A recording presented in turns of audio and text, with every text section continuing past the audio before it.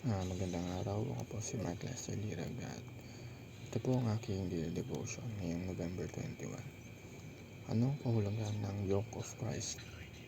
Yoke of Christ series na tinalakay po ni Pastor Russell Ocampo sa 365 Daily Devotion. Ang Bible verse po ng araw ay galing sa Matthew chapter 11 verse 28 to 30. Sabi po ay, "Come to me, all you who are weary and burdened, and I will give you rest. Take my yoke upon you and learn from me, for I am gentle and humble in heart, and you will find rest for your souls.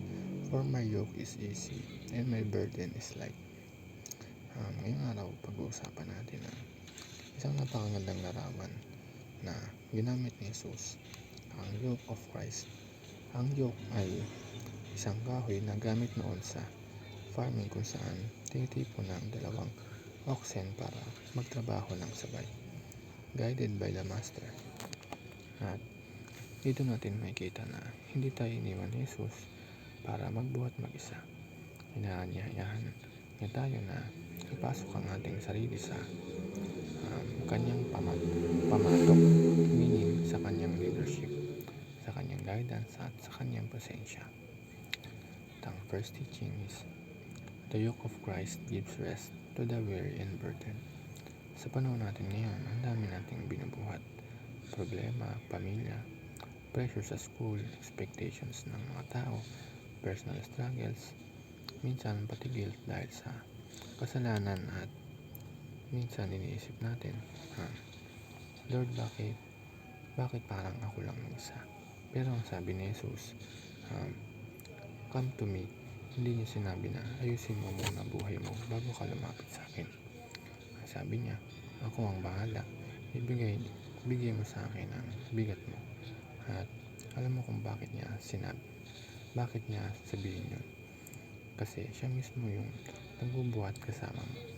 Ang yoke na minsan nagpapabaksak sa atin, sin, shame, legalism, overthinking, pinalitan niya na ng yoke na may rest, may companionship, at may grace.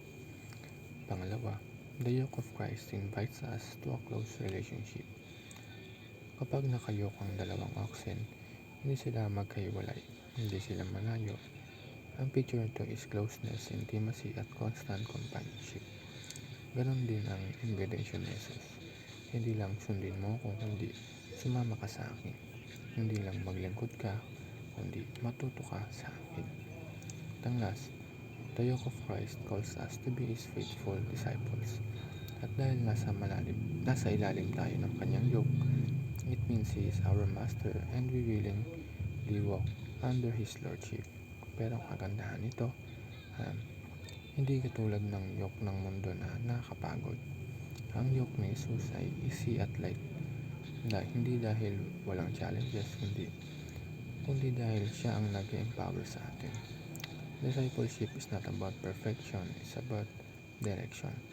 It's about choosing daily na, Lord, susunod ako sa iyo. Lord, ikaw ang master ng steps ko. At Lord, ikaw ang magbibigay ng lakas ko.